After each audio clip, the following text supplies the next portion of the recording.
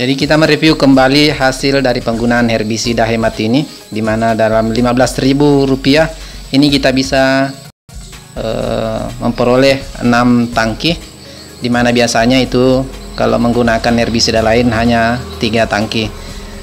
Dan bagaimana hasilnya? Apakah tetap maksimal dengan harga murahnya? Ikuti channel kami dan lihat bagaimana perkembangannya.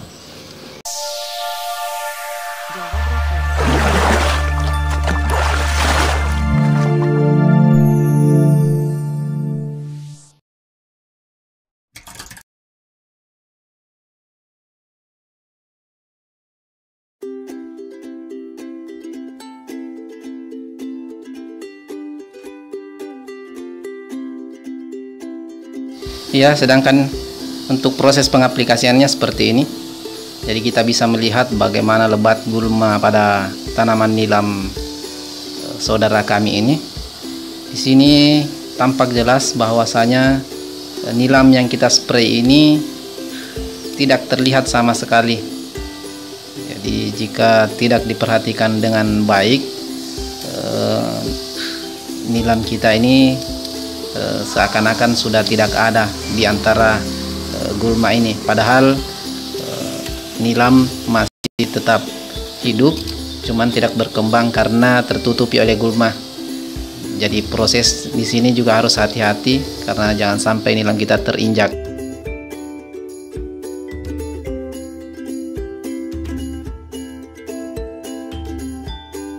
Jadi baiklah, mari kita melihat hasil perkembangan dari penggunaan herbisida hemat yang kita gunakan. Kita bisa melihat di sebelah kiri ini yang tidak kami spray karena memang kebetulan belum ditanami oleh pemiliknya. Di sini kita bisa melihat bagaimana kondisi nilam kita ini sudah mulai nampak terlihat dan pertumbuhan gulma sudah mulai layu, bahkan ada yang sudah mulai kering, sehingga dengan sangat jelas kita bisa melihat perkembangan daripada tanaman nilam itu sendiri. Jadi di sini kalau kita melakukan pengecekan harus hati-hati, terutama apabila tanaman atau proses menanam tanaman nilam kita ini tidak memiliki barisan yang pasti, sehingga sulit bagi kita untuk mengetahui lokasi nilam, sehingga pada saat kita mengecek itu nilam kita bisa terinjak. Dan nanti kami bisa memperlihatkan bagaimana kondisi beberapa nilam kami yang sempat terinjak pada saat proses pengaplikasian herbisida ini. Jadi sangat jelas perbedaan yang telah kami spray dan yang belum.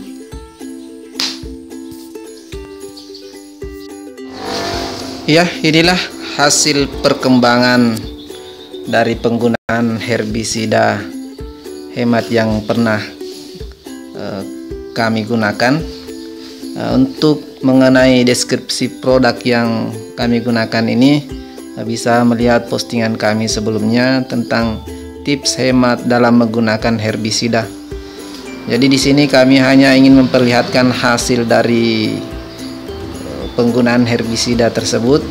Di sini kita bisa melihat gulma sudah mengering, namun tidak sedikit pun atau sedikit juga kita melihat masih ada beberapa jenis gulma yang tidak mati oleh herbisida selektif tersebut.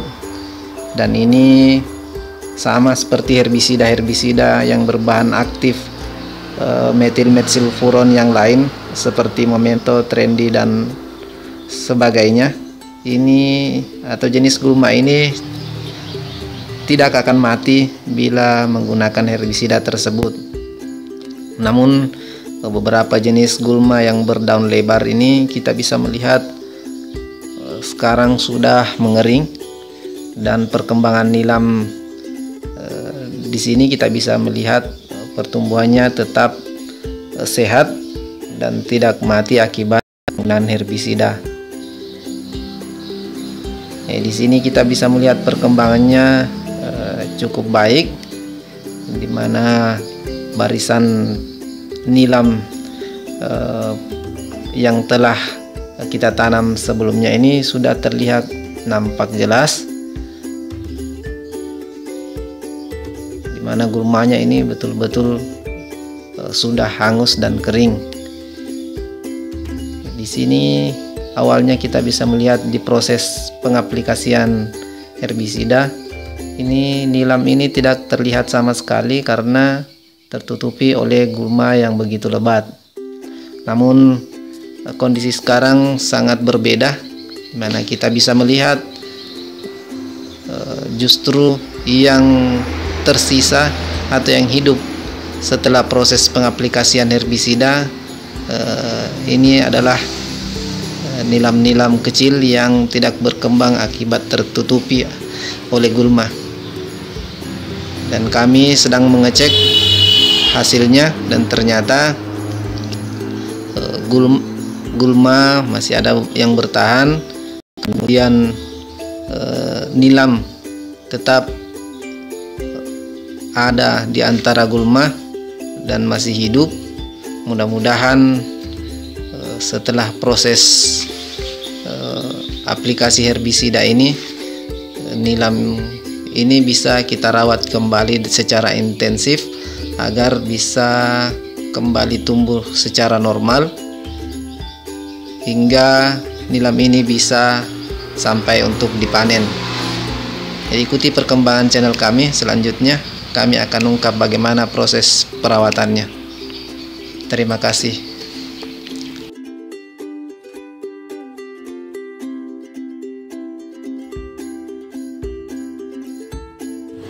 Ya, dan inilah contoh nilam yang mati karena kemungkinan besar terinjak pada saat proses penyemprotan.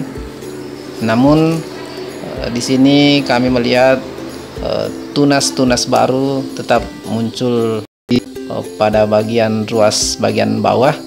Jadi mudah-mudahan ini dengan perawatan intensif perkembangannya bisa maksimal dan bisa menyusul tanaman yang lain.